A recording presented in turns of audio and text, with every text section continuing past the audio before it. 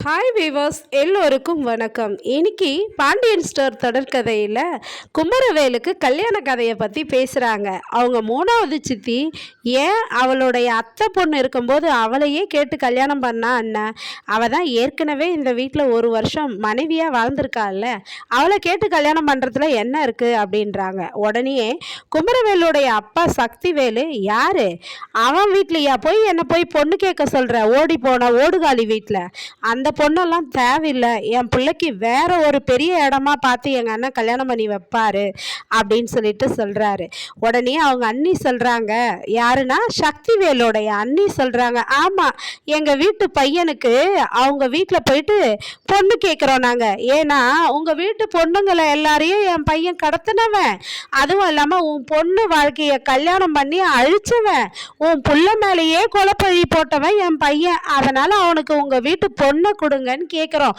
அவங்களும் சரின்னு சொல்லிட்டு அவங்க பொண்ணை எடுத்து கட்டி வச்சிருவாங்க குமரவேலுக்கு அப்படின்னு சொல்கிறாங்க. ஆமாம், வேற வேலையை பாருங்கடா முதல்ல, அந்த வேலையை விட்டுட்டு அப்படின்ட்டு போயிடுறாங்க.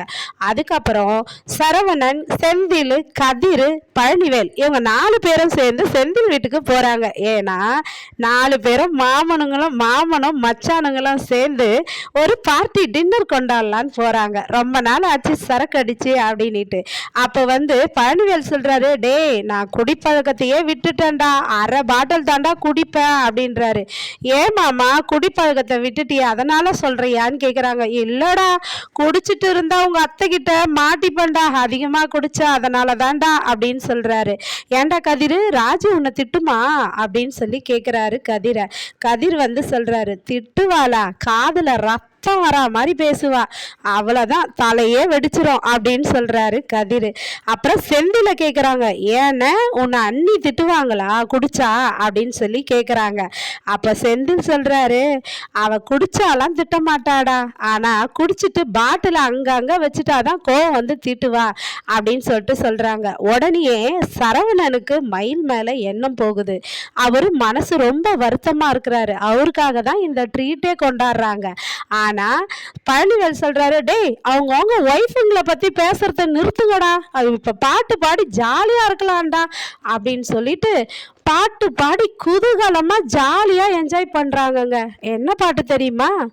நிலா அது வானத்து மேலே, பல்லானது ஓடத்து மேலே, நிலா அது வானத்து மேலே, பல்லானது ஓடத்து மேலே, வந்தாடுது தேடுது உன்னா ஹொய்யாஹோ, அது என்னாஹோ, பொழுதானா போதும் தன ஒன்று வேணும், இளங்கால ஆட்டம் விடிஞ்சாத்தான் போதும், நிலா அது ஓடத்து மேலே, பல்லானது ஓடத்து மேலே, வந்தாடுது தேடுது ஒன்னா ஹொய்யாஹோ, அது என்னாஹோ அப்படின்னு சொல்லிட்டு பாட்டு பாடி ஜாலியாக இருக்கிறாங்கங்க. அதுக்கப்புறம் வீட்டுக்கு திரும்ப வராங்க. திரும்ப வந்தால் பயந்துக்கிட்டு வாசல்லையே நிற்கிறாங்க. யாரு தான் இவங்க கதவை திறப்பாங்கன்னு தெரியலையே, அப்பா அம்மா திறந்தா மாட்டிப்போமே அப்படின்னு நிற்கும்போது பாண்டியன் கதவை திறக்கிறாருங்க. கதவை திறந்ததும் பயந்துக்கிட்டு அப்படியே எல்லாம் வாயை மூடிக்கிட்டு சைலண்ட்டாக ஸ்ட்ரிக்டாக நிற்கிறாங்க. என்ன மாமா நீங்கள் கதவை திறக்கிறீங்கன்னு பழனிவேல் கேட்க, எனக்கு தூக்கம் வரலடா அதனால தாண்டா அப்படின்னு பாண்டியன் சொல்லிட்டு வெளியே யோசிச்சுக்கிட்டே இருக்கிறாரு. சரவணனை பத்தி சொல்லியும் கவலையும் படுறாரு.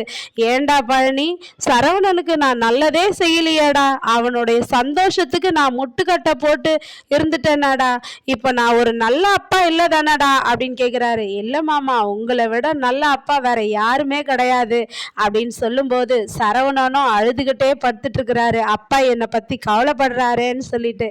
அப்புறம் பொழுது வடிஞ்சு எல்லாரும் கடைக்கு போறாங்க. கதிரும் சரவணனும் சேர்ந்து டெலிவரி கொடுக்க போறாங்க. அப்ப சரவணன் கேட்கிறாரு, அப்பா உங்ககிட்ட நான் விஷயம் கேட்கட்டுமா, எனக்கு ஒரு பதில் சொல்லுங்க, நீங்க சொன்னாதான் நான் அந்த விஷயத்த செய்வேன் அப்படின்னு சொல்லிட்டு, நான் அஞ்சலி கிட்ட பேசலான்னு நினைக்கிறேன்ப்பா, அந்த சண்டையில இருந்து நான் இன்னும் அஞ்சலி கிட்ட பேசவே இல்லை, அதனால நீங்க பர்மிஷன் கொடுத்தா நான் பேசிட்டு வந்துடுறேன்ப்பான்னு சொல்லி கேட்கிறாரு. ஏண்டா சரவணா, எதுவும் பிரச்சனை வராதுல்ல? எதுவும் பிரச்சனை பிரச்சனை வராதுன்னா அஞ்சலி கிட்ட போயிட்டு பேசிட்டு வான்னு சொல்றாரு பாண்டியனும். சரவணனும் டெலிவரி கொடுக்குறேன்னு சொல்லிட்டு அஞ்சலியை பார்க்க போறாருங்க. என்ன பேச போறாரு, என்ன நிலைமைன்னு திங்கக்கிழமை காத்திருப்போம். நன்றி, மீண்டும் தொடர்க. பாய்.